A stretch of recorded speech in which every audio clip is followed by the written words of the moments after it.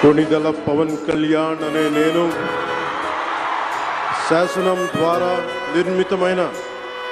భారత రాజ్యాంగం పట్ల నిజమైన విశ్వాసం, విధేయత చూపుతానని, భారతదేశ సార్వభౌమాధికారాన్ని, సమగ్రతని కాపాడుతానని, ఆంధ్రప్రదేశ్ రాష్ట్ర మంత్రిగా నా కర్తవ్యాలను